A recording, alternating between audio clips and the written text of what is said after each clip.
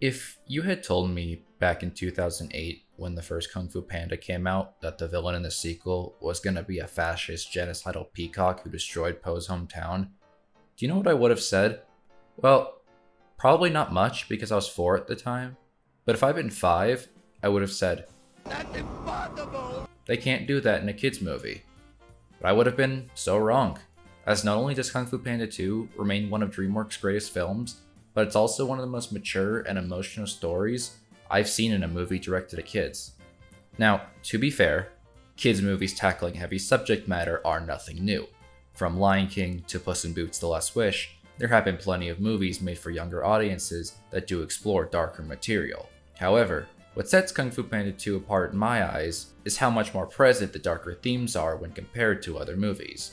With a movie like Puss in Boots 2, spoiler alert, the story is about Puss confronting his own mortality, both from a metaphorical and a literal perspective. Death is not only a physical foe to fight, but also a fear for Puss to overcome. However, a younger viewer could easily not interpret Puss's internal battle as the subtext is just that, subtext. But with Kung Fu Panda 2, Poe's trauma and the massacre of his people is not merely subtext, as it is central to understanding the plot of the film.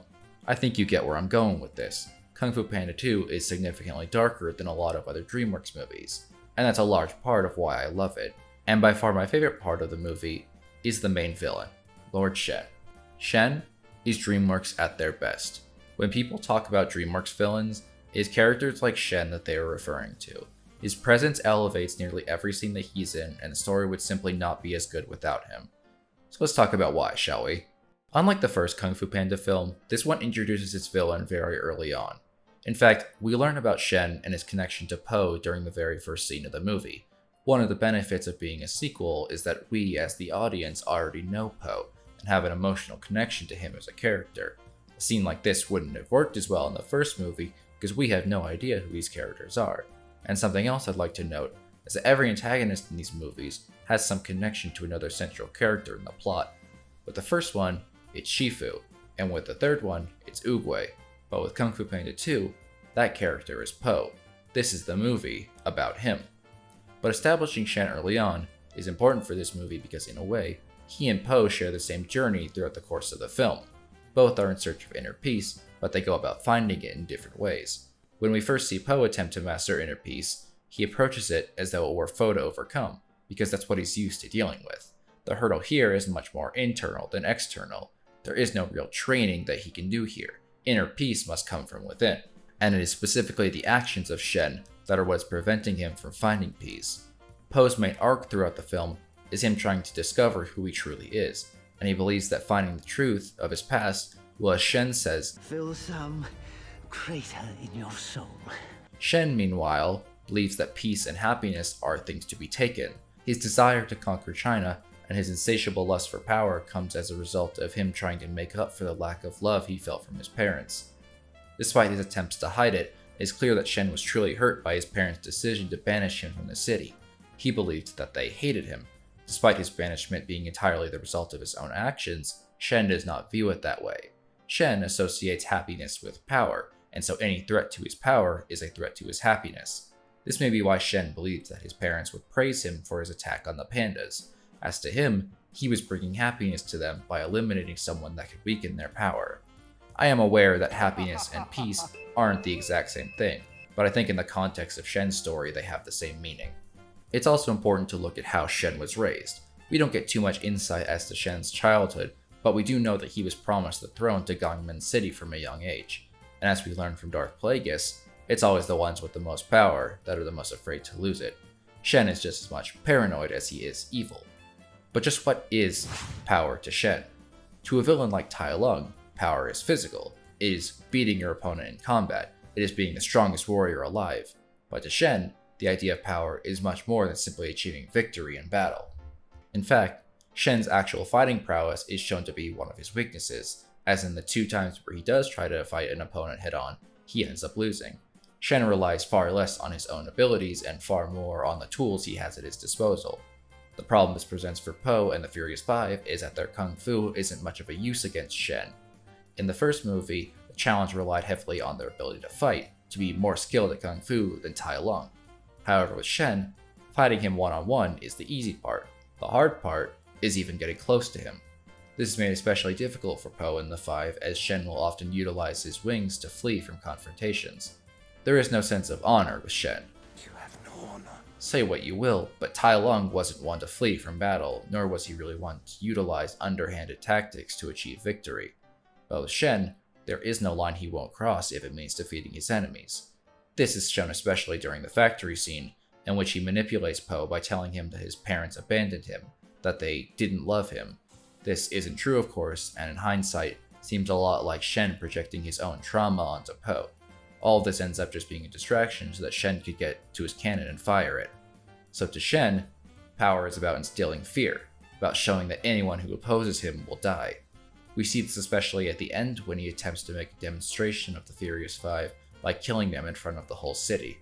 While he may appear to lack any form of empathy, driven purely by his desire for power and revenge, there is one notable moment in which we briefly see Shen display a level of humanity. And what I believe to be one of the best scenes of the film, Shen and the soothsayer have an exchange where she warns him that even should he achieve his plans of conquering China, that he will never be satisfied. Because, like with Po, Shen's pain is internal, and no amount of external pleasures will ever be enough. This is an idea that is commonly brought up throughout Buddhist mythology. In the story of Buddha, he is only able to achieve enlightenment after he realizes that the cause of his suffering comes from his own cravings and desires.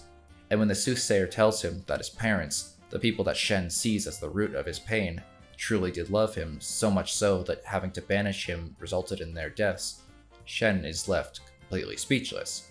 All he can do is relent that the dead are in the past, and he has to focus on the future. This isn't the first time a KungFuPanda villain has had a moment like this.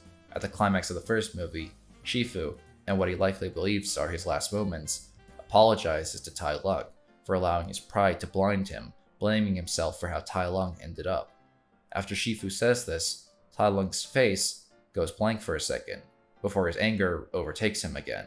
Whether this is due to his own stubbornness or because he believes himself to be too far gone is up for debate. Regardless, it is a way of showing the audience that these characters are just as much broken as they are evil, because that's how people really are. People are not born evil, they are made evil. Shen then sets the soothsayer free, which ironically is the worst decision he could have made, as she goes on to save Po from dying.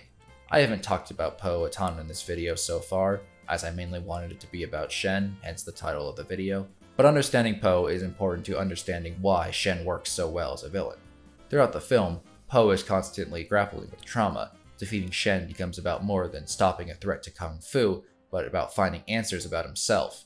And like with Shen, Po's suffering comes as a result of his past, the one thing that is keeping him from achieving inner peace.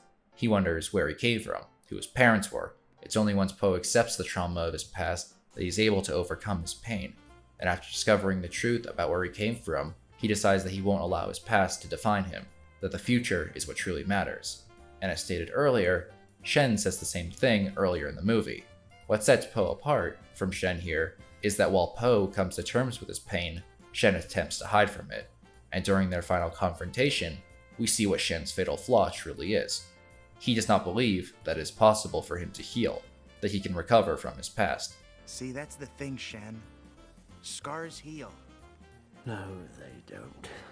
Wounds heal. When Shen realizes that Po has found peace, despite all the trauma he's endured, he is left perplexed, unable to comprehend such a thing.